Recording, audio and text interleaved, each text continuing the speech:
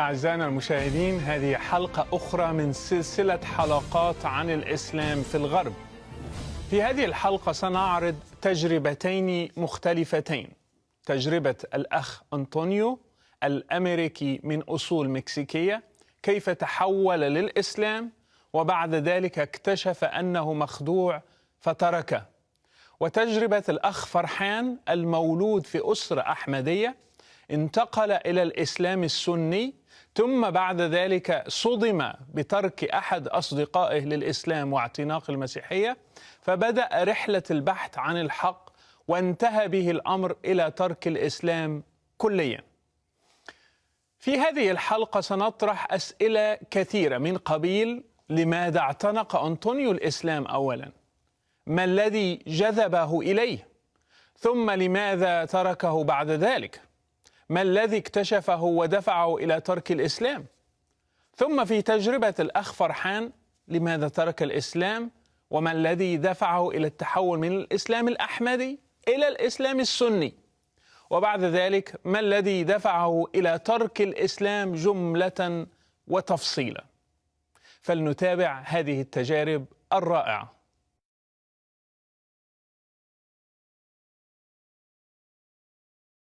Today we have Brother Antonio with us. He's going to share his journey with us. Welcome. Thank you for having me.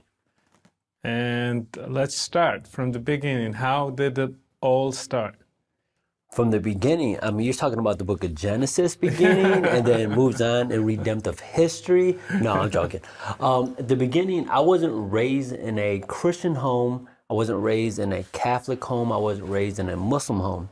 But later in my life, when I was about 17 or more or less 18 years old, I was tired of my life decisions, things that I was doing. I was, in and out of jail, doing things that I know for a fact I shouldn't have been doing. And so the weight of my sin was so overbearing upon my shoulders.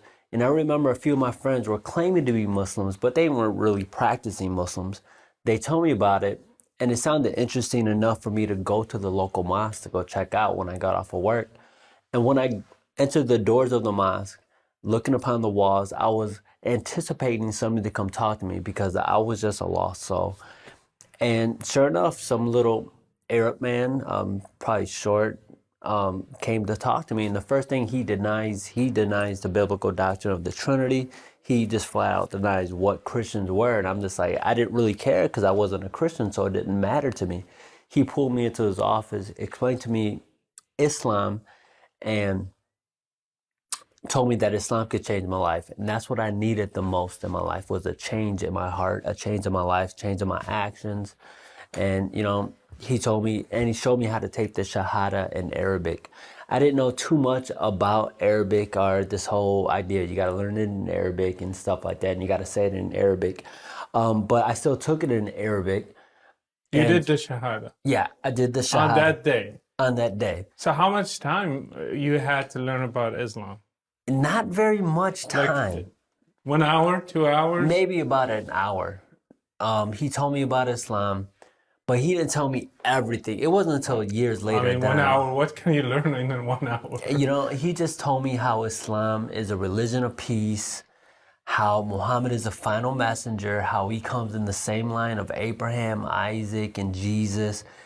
And so being from a Western society, we're kind of used to those terms anyways. Right. But I had no understanding of them anyway. So I was like, okay, it sounded like, okay, this is a religion that I can accept. And so he went through the Shahada with me, and I took my Shahada, he gave me my Quran, and it started another journey in my spiritual life. So did you understand what you were saying when you say, Ashhadu an la ilaha illallah wa anna Muhammadan Rasulullah?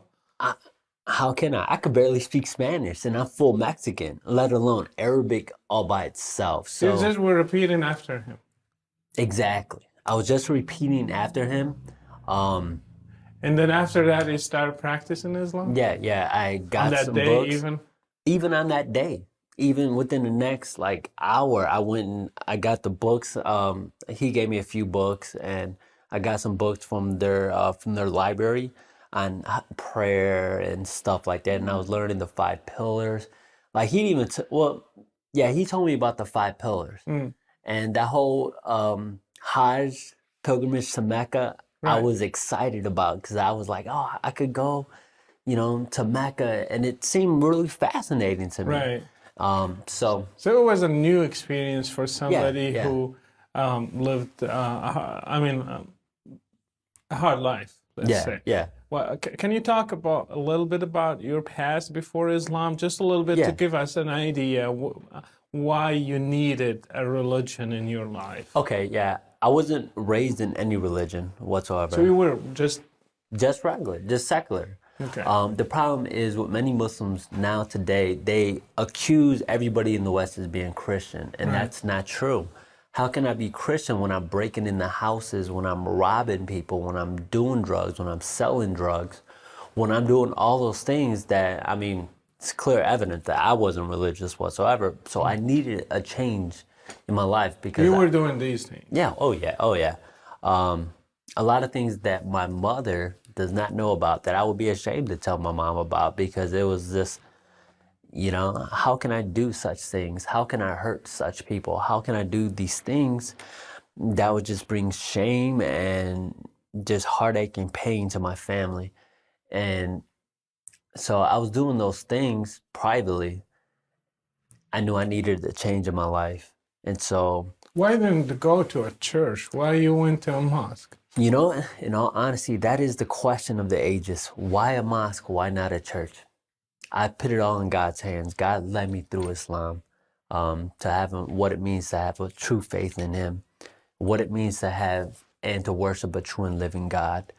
So I don't know why. Why a mosque?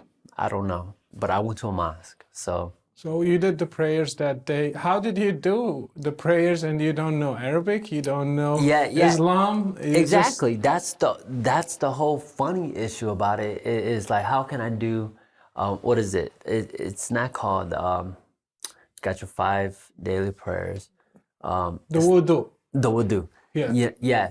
I will practice that stuff from the books, like, okay, do this and wipe your hands and do all that stuff. And so I remember working at a factory job, an ink factory job, and I'm just full of ink, full of dirt. And I can remember stopping my ink mill, one of my machine presses, and I was just like, okay, I gotta pray.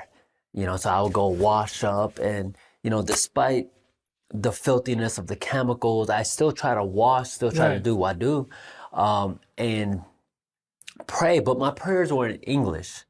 Oh, you prayed in English? I prayed in English. Not in Arabic? Not in Arabic. And that is not accepted within Islam? Yes, I know that now, but I didn't know it back then.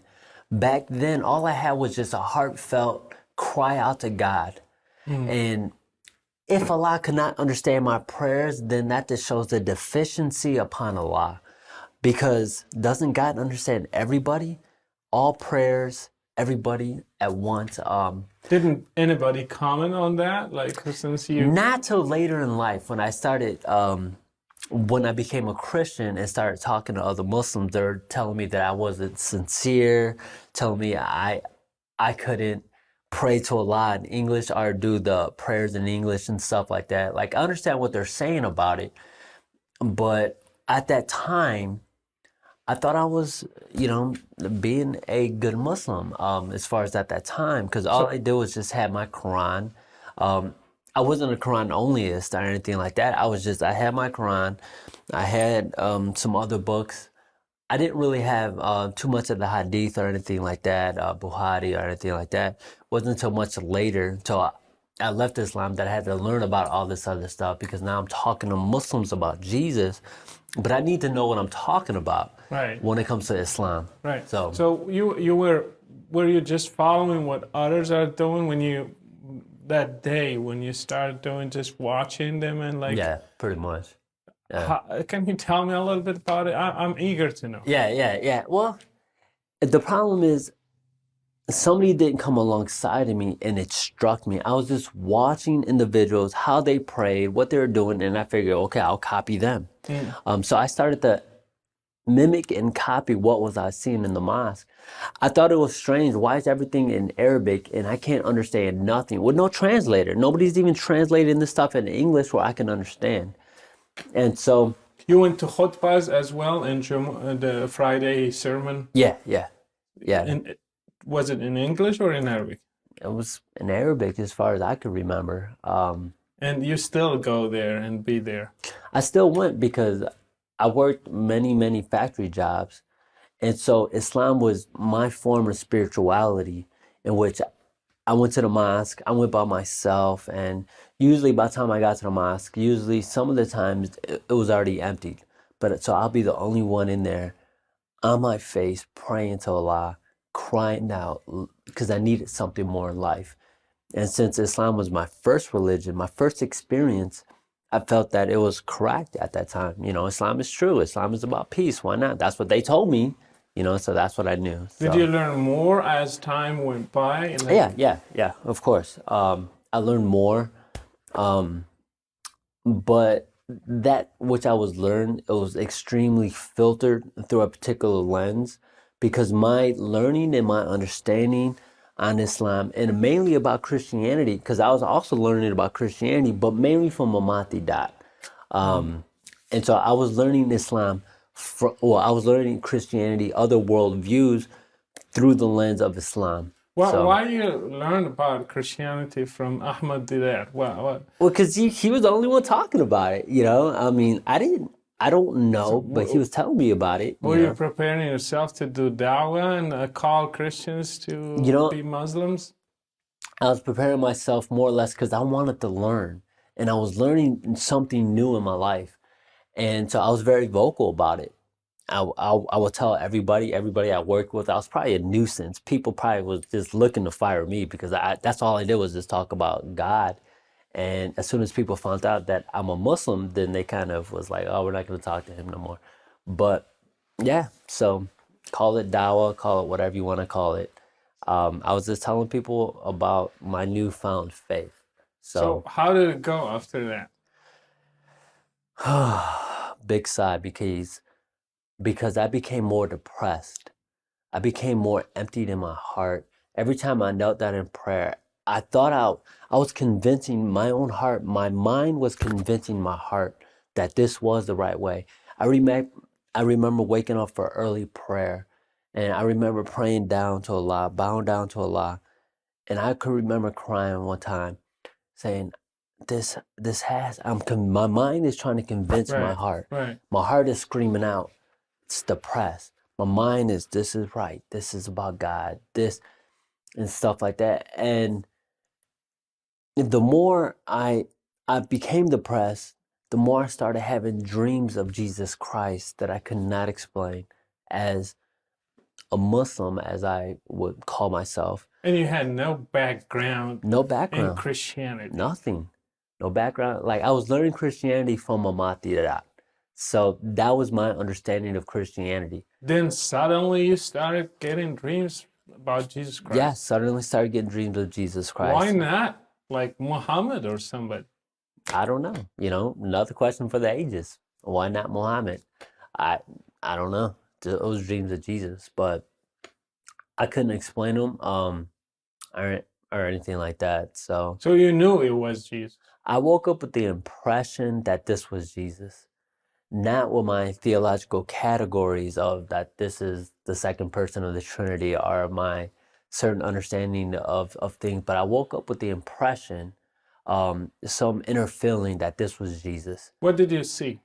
A few dreams. I could explain 3 of them really vividly. I remember one night I'm swimming in an ocean all by myself, and as I'm swimming, I could see a figure sitting on a big rock, and he's fishing for me. Just fishing for me. I heard no voice, I heard no words. I just seen a figure fishing for me. And I woke up and I realized that was Jesus. I didn't realize that, oh, Muhammad is calling me to prayer or anything like that. I realized that was Jesus. Another dream in which I had very vividly, I was walking up a big mountain, and that same figure turned around, calling me to follow him. And once again, I woke up with that impression that that was Jesus. Another dream I had, very interesting because I could say I was in jail at this time because I had warrants out for my arrest before I took my shahada that I was avoiding the law from for a long time. I figured they have to come get me because I'm not going to turn myself in. Call it what you may. But I remember I'm standing there and I see in the clouds coming a man on a white horse in the clouds with a big sword. And I could remember me going around people and telling them, Jesus is coming, Jesus is coming. And I woke up and got out of jail. So, but, you know, it was so many. So you started seeing dreams while you're still a Muslim. Yes, yes. And what that told, like, what did you think about it? I don't know. So did you start thinking about Christianity or you just continued to be a Muslim? I continued to be a Muslim.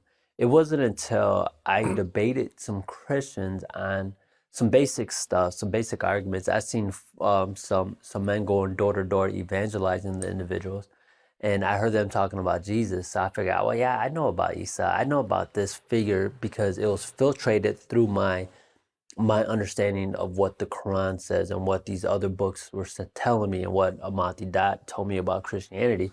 So I was just like, oh, they're wrong. How can Jesus be praying if he's God?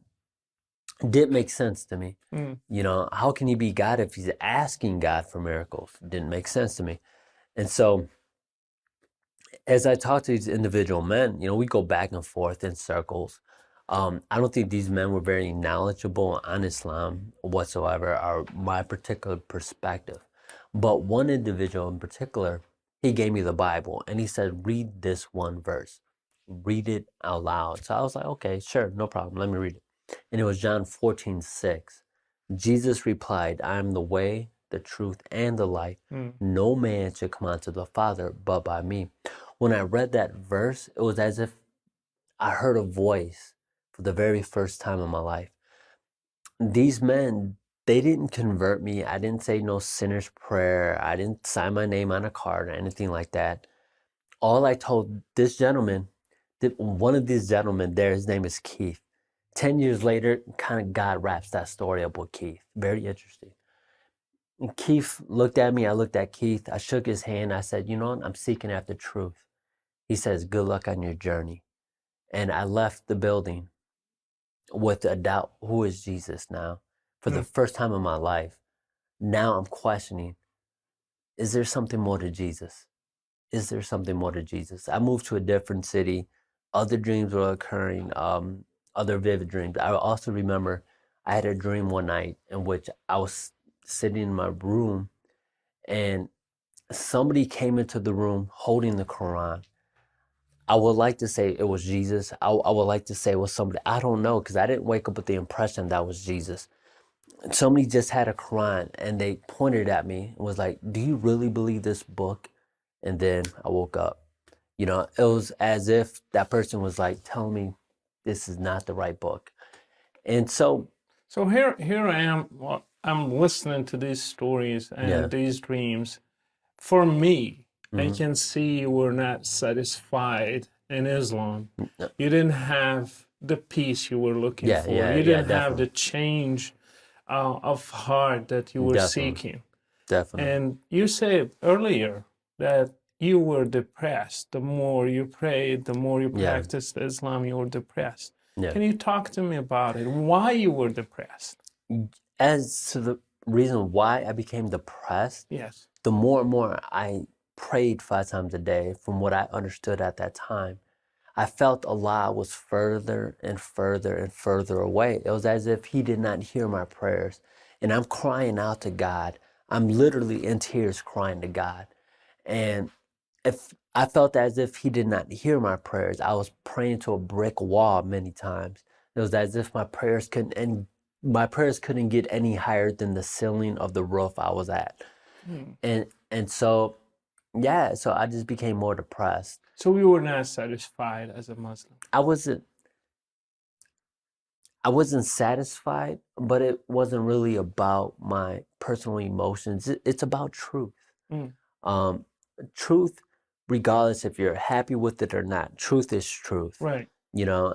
And so even though my heart was telling my mind something else, I still practiced, I still did it because I felt that this was true, you know? And So when you were like, you had some, let's say, candles on your way, one of dreams, yeah, friends planting seeds in your Mhm. heart, saying that Jesus is the way and the Yeah. truth and the life. Yeah. And then how that seed or those seeds flourished in your heart.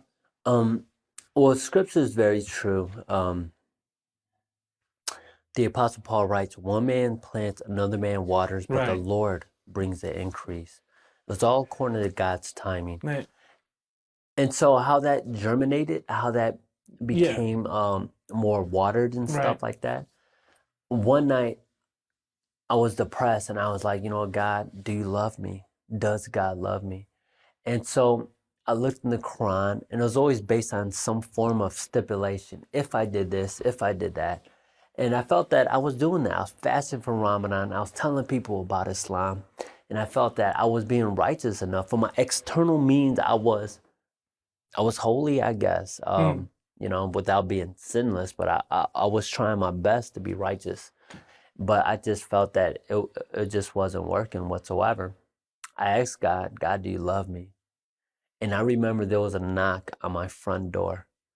It was my, I went and opened the door. It was my step uncle Ricky. And the only thing he said to me, was the Lord, yes. I don't know what it meant at that time. He said the Lord, yes, and he walks away. It was a dream or it was No, this is real. real? Yeah, this is real. He said the Lord, yes, walks away. And I go back in my room, still asking God, do you love me? I looked in the Quran. It's always based on some form of stipulation, but I always had that voice in the back of my mind. I'm the way, I'm the truth, I'm the life. And so I went to the Bible and I looked in the back of the book for the word love. Well, let me see where it takes me. And it led me to Romans 5:8. God demonstrates his love for us. While yet we're still sinners, Christ died for us. I didn't understand certain biblical theological issues right away. Only thing I knew was that the God of the Bible loved me unconditionally, despite me. And even though I was trying to be righteous enough, but I knew I was still a sinner. For some reason, I had this weight upon my shoulders that Islam could not alleviate. But the God of the Bible showed me that he loved me despite my shortcomings, despite my inadequacies, despite my sin. That the God of the Bible is the true God, and that God I wanted to believe in. I didn't understand the Trinity just yet, or the deity of Christ, or why Christians come to such and such conclusions. It wasn't until a little bit later that I studied more and more and more and more that I've come to these convictions. Right. But at that moment, when I finally put away the Quran, I put away the Quran for good, is because the deficiency of the love of Allah is completely lacking, despite what Allah is all loving, or whatever one of the names is. So on that time, you were done with Islam. Yeah, You put the Quran away. put the Quran Did you away. stop praying the Islamic prayer and Yeah, doing the Islamic rituals? yeah. Did you tell anybody in the Muslim community? I didn't have Muslim community around me anyway, so like this was my personal journey, and the only reason other Muslims found out at a community college because I was very vocal. They all called me that's the Tony. I didn't even have like, oh, that's the Christian guy. They called me the Tony, and when they said the Tony, they knew I was a Christian guy going around telling everybody about how Islam is false and Jesus is the only way. So did you pray? How did you start the rest of the journey? Like you are done with Islam. yes. You found out that Jesus is the truth. And how did you start that journey? Well, the basic prayer. It doesn't have to be a proper formula. It was just, God, I believe in you. I believe in what Jesus did for me, that he died on the cross for my sins. And that's how it began. It wasn't a sinner's proper prayer or anything like that. It was just like a transference of from that God to that God. It was like a transfer, so it's like a snap of a finger, So you became a Christian. You gave your life to Jesus Christ in your way. In my way. I didn't understand I was probably still a heretic categorically when I left Islam, because I still believed in the oneness of God. I still believed in literally the oneness. I still rejected the Trinity for at least 2 years despite I left Islam, because I knew Jesus was not the Father. I couldn't understand why Christians calling him God if he's praying to God. Who's the Father? And so I learned later that, okay, there's a Father who is eternal. There's a Son also who is eternal. There's a Holy Spirit who's also eternal. And so it wasn't until later that my Trinitarianism, or my view on the Trinity, I became a biblical believer without the term Trinity being in the Bible. But let's face it, like, do you need the Trinity at that time? Do you need doctrine, or you need the love of God? Like, sometimes we're discussing the wrong thing in the sometimes Christians do discuss the wrong things. I know. I just needed the love of God. I needed the truth of God, and I needed Jesus. I didn't need doctrines. I needed Jesus. And so that's what literally happened. How did you feel after that?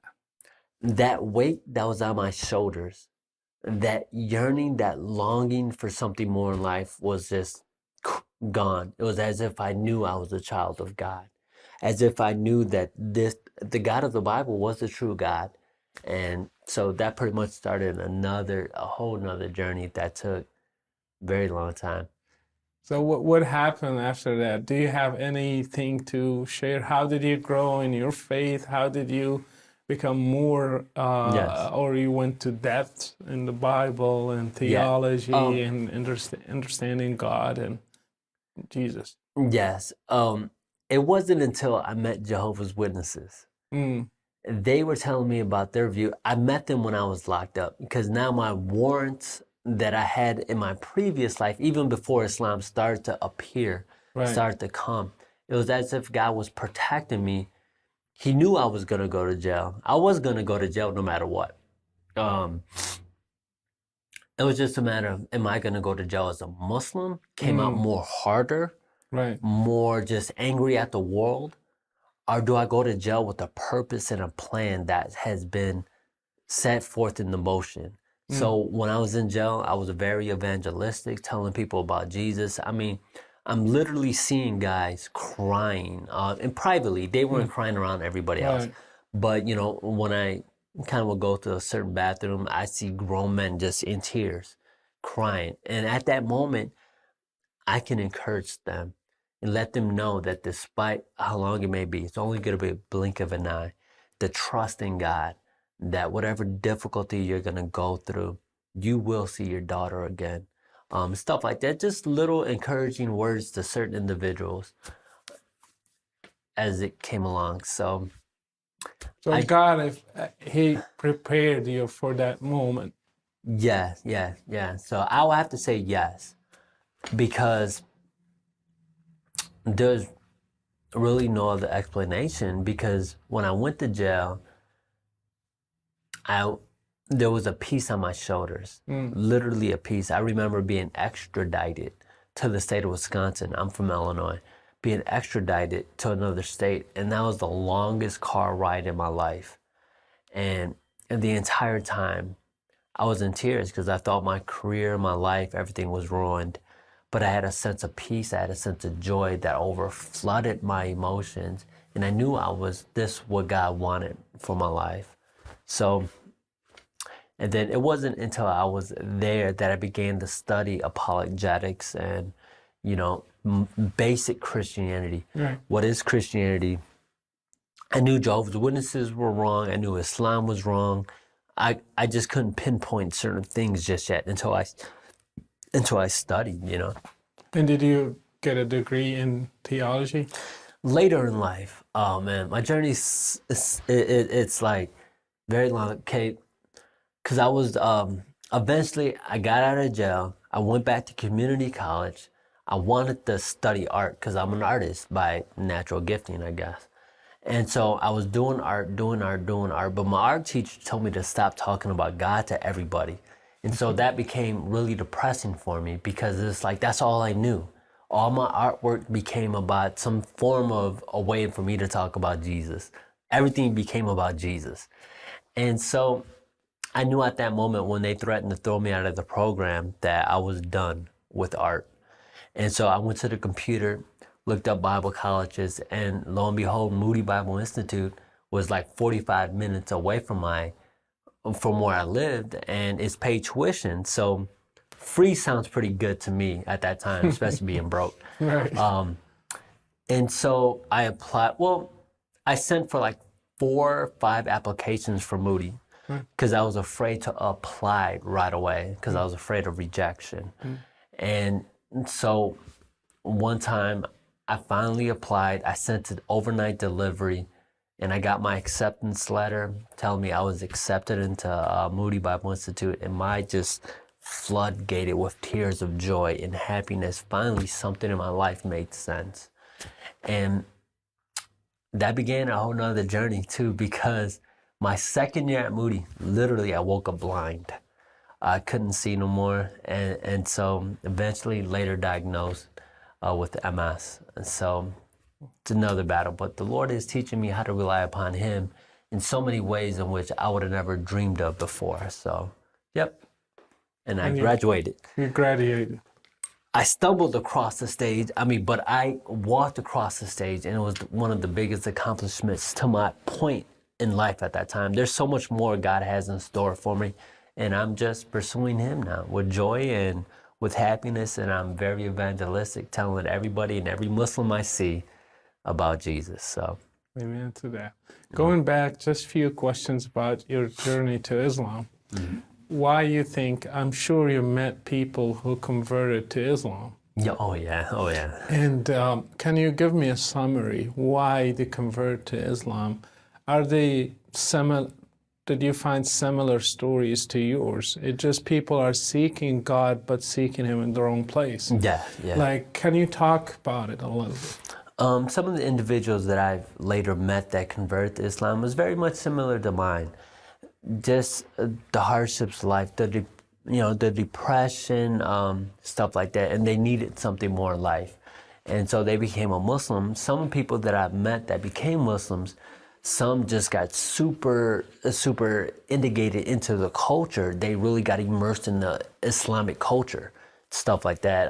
Those are the people who are the most interesting, because I'm just like, you're a Caucasian guy with a full beard and, all this stuff. And I'm just like, well, do you think, I don't know. I just want to understand, basically what happens to people that, I left Islam and I grew up as in the heart of Islam, I left it, and it always surprises me when I see somebody who's living in the West and trying to go back to the 7th century. Exactly. And for me, it puzzles me all the time. Well, it puzzles me now. It puzzles me because I'm just like, why are we supposed to go back to the 7th century?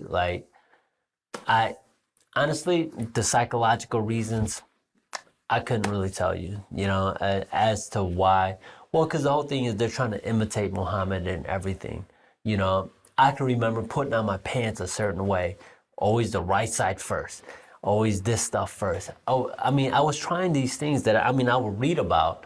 Then I was like, okay, I have to do this now. I have to do that. I have to do this. I had to do something else. It wasn't as if just, Allah, do you love me?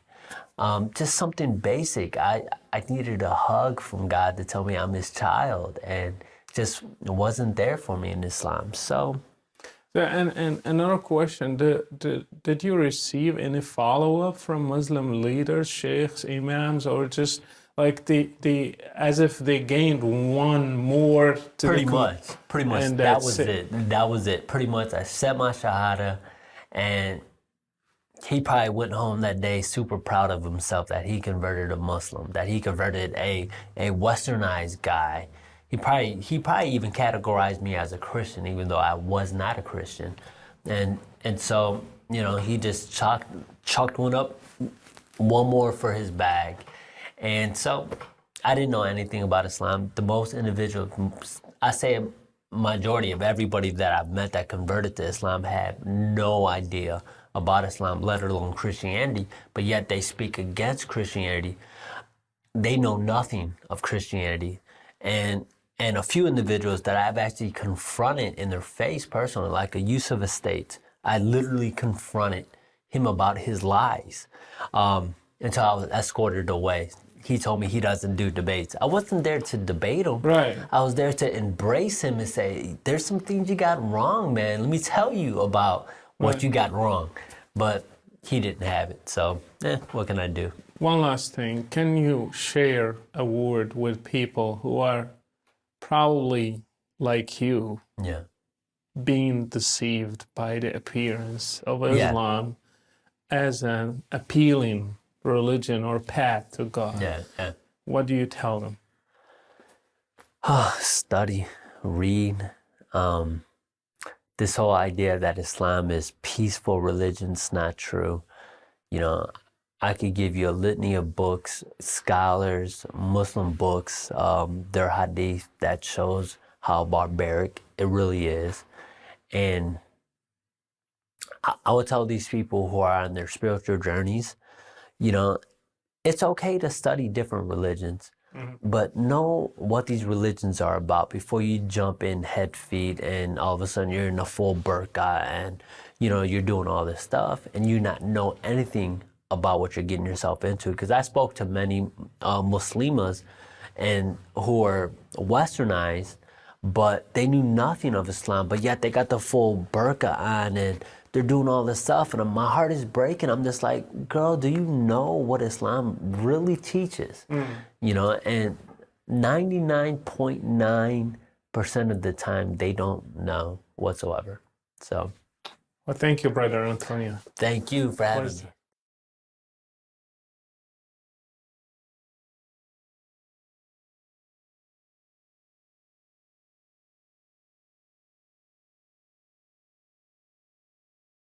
We have Brother Farhan, originally from Pakistan.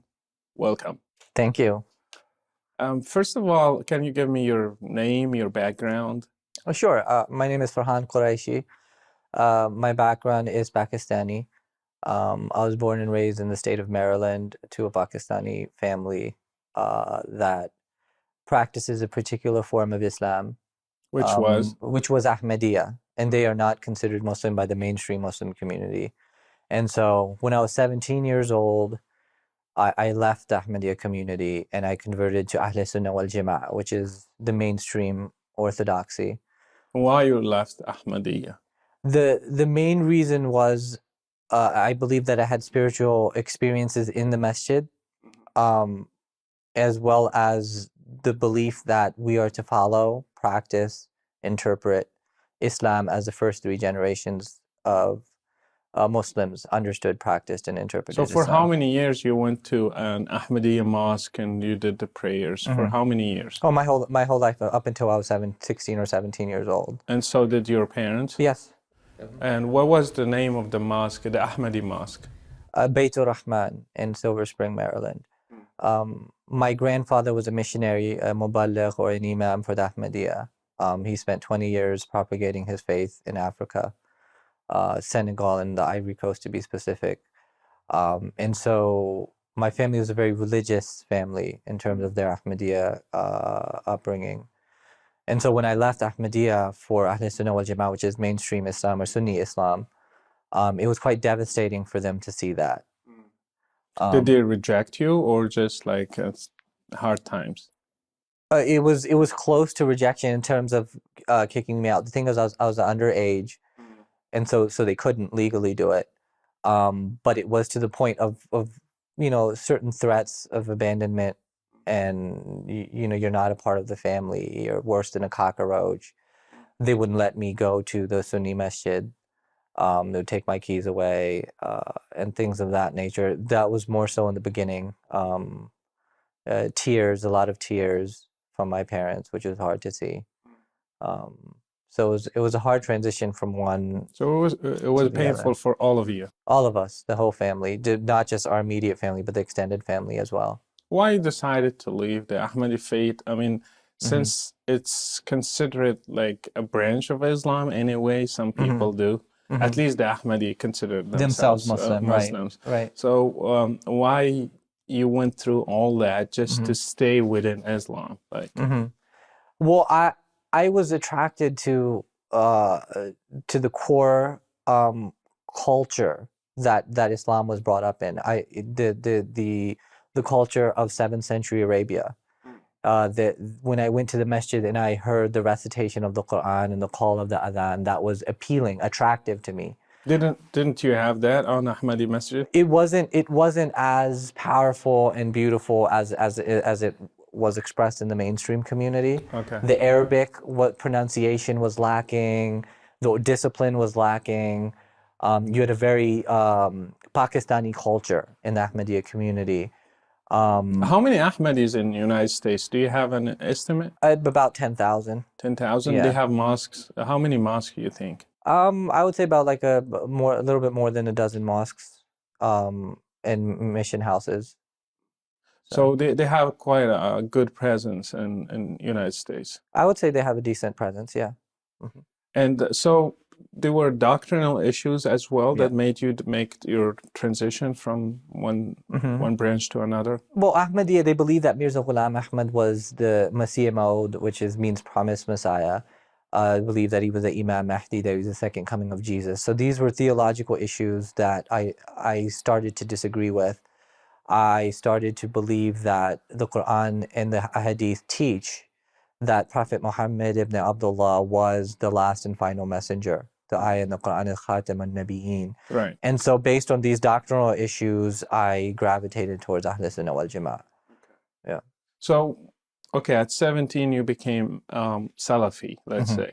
And then what happened? Did you become more radical, more like deep? You went deep into Islam. You started like doing the rituals according to the Salafi movement and your appearances as well. Can you tell me a little bit about it? Oh, sure. I definitely started to dress different. The garb was more Middle Eastern. The thob, the kufi, the beard which is not as prevalent in the Ahmadiyya community. Very, very westernized. Some people wear shalwar kameez, which is cultural to Pakistan. But I started to dress more Middle Eastern. I started to grow the beard. My ideas were becoming more radical. I believe that there should be that Sharia should be implemented, and strict rules and laws should be implemented over humanity. And so my theology was more radical than it was before. How much dominant Salafi movement between Muslims in the United States? I would say that they have a more dominant presence than any other school of thought. Whether it's the Hanafi, Shafi, Maliki, Sufi, or whatever else that's out there. The Salafi community is a very strong community, and it attracts a lot of people. Did you see many conversions of Americans coming through to Ahmadiyya or to the Salafi movement? I saw more American converts to the Salafi movement, definitely. Did you see any convert to Ahmadiyya? Yes. Americans? Yes. And why you think the Americans are attracted to Ahmadiyya or to the Salafi movement? Can you give me like some reasons of depending on your experiences? Well, I think the same reason when I went into the Sunni masjid, you hear this recitation of the Quran, you hear the adhan. In psychology, this is called what's known as the peripheral route to persuasion, which means that these incidental cues, a powerful sermon, a beauty from cultural aspects, that is appealing to certain people, especially when they've never heard or seen anything like it before. And so when you go in the presence of that, it brings about an interest, a mystique, if you will, something mystical about it. And that's what begins the process of, okay, let me look more into this. And I think that that's what it is. It's a cultural, people are interested in the cultural aspects of Islam, and they become attracted to it. And I think that's what it was partly for me, and it is for these individuals who are coming to the mosque for the first time and hearing something like the call to prayer. So when you became a Salafi, did you study more of Islam? Did you like study the Quran more, the Hadith, the Seerah? What did you do during these years? Oh, absolutely. When I became Salafi, I definitely started to learn more. And my primary goal and my primary studies were focused on inviting followers of the Ahmadiyya community to Ahl Sunnah wal Jama'ah, because the Muslims consider the Ahmadis as non-Muslim. They consider them as kafir, as infidel. And so it was my goal to bring these people who I felt were being brainwashed by a cult, the Ahmadiyya community, and bring them back to what I now saw as a true Islam. Correct them, like bring them to the right Islam. Dawah. It's dawah, invitation, inviting them to the true Islam, because from my perspective, they were not Muslim. Right. Did you succeed in bringing some of them? I did a lot of debating, and I met people who left Ahmadiyya for Ahl Sunnah wal Jama'ah, and people reached out to me saying that, thank you for standing up. So I did witness, usually it was through online conversations of people saying that, thank you for standing up. It's encouraged me to think otherwise now. Did you receive any anything from the Ahmadi people, like any threats, any insults, anything like that? Not so much threats. They're a very peaceful community, the Ahmadiyya community is. So not so much threats, but in terms of boycotting me, not allowing me to go to the masjid because they thought that I might be trying to influence them in some way or another. That type of stuff definitely went on. How did you start questioning the Salafi movement? What sparkled that? It was a combination of two things. I started debating Christians in 2006, which happened because an Ahmadi friend of mine named Nabil had converted to Christianity. He was baptized. And I wanted to confront him on why he converted. And so that's when I started to debate Christians in 2006. And so when I started debating Christians, my premises, my beliefs about Islam were challenged in a way. And certain arguments were made that I wasn't completely familiar with. And so I was exposed to an alternative perspective to Islam more now than ever before. And so debating Christians was a part of it. And then my undergrad in psychology opened me up to my own behavior, as well as Muslim behavior and other types of behavior. And the combination of all of that kind of led me to the conclusion that Islam is not the ultimate reality behind our existence. Wow. So what did you decide? What did you do? Did you take it seriously? You stopped? Well, in the beginning of undergrad, in the beginning of debating, I still had faith that Islam was true. I wanted Islam to be true. I really wanted Islam to be true because I had an emotional attachment to my identity as a Muslim. And I learned that through psychology later, that this is an emotional attachment to an identity, to a culture, to a tradition. And once I was able to see that, I still wanted Islam to be true. I still had those biases, as we would say in social psychology, or a cognitive dissonance where you have two conflicting beliefs simultaneously. And so I tried to seek out more liberal forms of Islam because I was Salafi. And everywhere I turned, Sunniism and traditionalism and some of the radical beliefs would still surface. Even if you interpret it a different way, there's still, for example, even the Sufis, have to acknowledge that there are ahadith that talk about killing people for apostasy. They say that it's for treason. But they would implement these things in a Sharia society. And those were just, some of the things that I was aware of. that I really didn't believe in. I didn't think that a merciful God would want to treat his creatures this way. What things were really the reason behind leaving Islam for real? Like, can you give me or point out some, highlight some things that were powerful reasons for leaving Islam? Well, one of the most powerful reasons was the explicit tortures that were described in the Quran in terms of Jahannam, that your skin is going to be burned off and replaced with new skin, that you're going to be hooked with iron rods and dragged back into the boiling water when you try to escape, and that these type of explicit, grotesque tortures would occur for eternity in a very literal sense. And that was when I learned what human behavior was, I realized that a fallible, determined by so many different factors type of creature, the idea of being tortured was what was appalling to me. I think that there was other ways of justice that would be more appropriate, and torture is just not appropriate. And we were taught, you know, even in America, we were taught about cruel and unusual punishments and how we're trying to get away from that.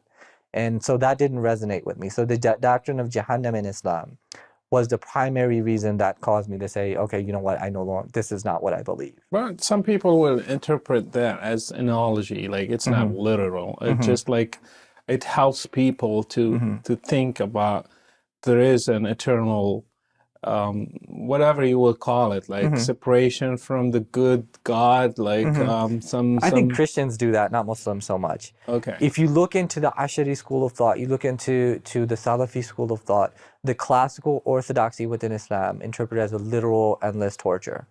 Even the Sufis, who you would consider as liberal as can be, their aqidah says that this is going to be a torture that never ends.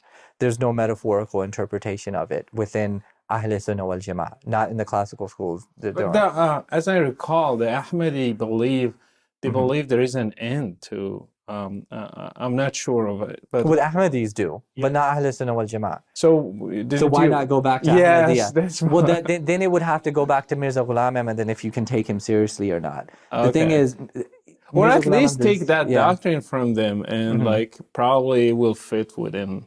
But then I would be making my own Islam. And here's the thing, and what I was taught in Islam is that you are not to interpret the theology yourself. The scholars have spent years and years studying, so there should be a level of taqleed, The Salafis don't believe in taqleed, but they still believe that there should be an ijma amongst the scholars, and that's what the followers believe. And that's what, it'd be inappropriate for the general Muslim, the lay Muslim, to interpret the theology himself. So I would be creating my own Islam. I would be inconsistent with 1,400 years worth of theology. So what this is first thing. Can you give me another thing? Once that hit me, everything else was opened up for me, including the things that the Christians were talking about. Whether it was examples of like the satanic verses and how Muhammad dealt with that situation, or whether it was a person by the name of Abdullah Abisar, who, you know, left Islam. Yeah, he was an apostate. Yeah, he apostated Islam after he was able to change the Quran as he wanted to change it. All of these stories just started to make sense from a historical perspective. The conquests of Arabia, the companions of Prophet Muhammad couldn't get along. You had Ali versus Aisha, and these were supposed to be the icons of Islam, and this was supposed to be the best generations of Muslims. And you have all kinds of chaos that become apparent to you, whereas before you're ignoring them and justifying them because you're in love with your identity, you're in love with the ummah, you're in love with the culture. And so you justify and ignore all these things, interpret your way around these things, but when in reality you know that this is not something that should resonate. So you kind of had a light that now everything looks clear, or clearer than before, at least. And you started doubting even, did you doubt the person of Muhammad himself? Well, yeah, this is At the a beginning, big part like of you it. started question according to your background? Well, I looked at him psychologically. I looked at him within a 7th century context. I looked at him within a possibility of having endured something like temporal lobe epilepsy, and which I think is beyond a possibility. I think it's plausible, more plausible than anything else. And so when I started to think about those factors, among many other factors, I think that he had influences like Waraqa bin Nawfal, among others, within history. The personhood of Muhammad started to make more sense to me too. So you left Islam? Yes, I'm done with Islam. And did you tell people? Did Yes, you tell your immediately. family and your friends and like your colleagues in the mosque and everything? Yeah, I told them. What was the reaction? It was some of it was shock, some of it was pain, a lot of pain. Though one of my best Muslim friends, I won't mention his name, deeply hurt by it. And because we did dawah together and we practiced together and we learned things together, and there was an emotional bond there. There was an emotional friendship there. And so those friendships are a little bit different now. You know what I mean? There are some relationships that no longer exist as a result of my apostasy. How did your family take it? Like, it's one thing to go from one branch of Islam to another, yeah. and then live in it for real. That's at least they had hope. Like when you're still like Salafi, you still believe in Muhammad and the Quran, the prayers and everything. You're just like, you have few differences, but now it's completely another. Well, the two communities, the Ahmadi community and the Ahl Sunnah wal Jama'ah, don't get along. The Ahmadis are very much persecuted. So when I left Ahmadiyya for Ahl Sunnah, I left to the group that persecuted and kills Ahmadis in countries like Pakistan and Bangladesh. So I basically joined the enemy according to them. And so that was far more devastating, believe it or not, for them, for me to leave Ahmadiyya than it was. This is news for me. Yeah, than it was for me to leave Islam. Now, granted, my parents in that community, they say they absolutely love Muhammad and stuff like that. But I think that their attitudes are a lot different than most mainstream types of Muslims. So when I left Islam from them, a lot of them were like, "I told you so," in the sense that once you leave Ahmadiyya, you're bound to leave Islam because Islam is too radical. And so that's what they was like. It was a "I told you so" moment for them. Yeah, you should have stayed. Yeah, I should have stayed. I was brainwashed, and now I don't know what to do. I'm confused. But it was a liberation for me to leave Islam and its theological expectations in a lot of different ways. Why? There's a lot of different reasons. If I missed a prayer, for example, I no longer had that guilt that God is upset with me for missing a prayer. Or I didn't wake up in the morning for Fajr. You know what I mean? And those were paranoias that developed in my psyche, that God was upset at me because I'm not following the rituals right, or maybe my prayers aren't being accepted because I did something wrong, or because my aqidah isn't perfect. And these were paranoias that developed within my mind, that I'm completely liberated from now. I don't have to wake up at 4 o'clock in the morning to pray Fajr and think that God is mad at me anymore. It's a relief. Well, some people will say it's just like laziness. You of course you want to be like free of anything. You are not accounted to anything, and you just want to live your life. So many people want to do that, but God is not like that. You should follow some rules. Well, I think that the discipline and structure was good, and I prayed every 5 times a day as much as I could, but there were times where I would miss prayer. You know what I mean? And I felt guilty because I wasn't following it to the T. You know what I mean? And then you read about the hadith, and the angels are going to come to you and ask you about salah, and so there was a paranoia there that I was liberated from. That that God, who wants me to follow specific rituals and go to Mecca and make 7 circuits around the Kaaba, run between Safa and Marwa, go kiss the black stone and throw rocks at a devil statue, that this is what makes God happy with me. I no longer have to believe these things.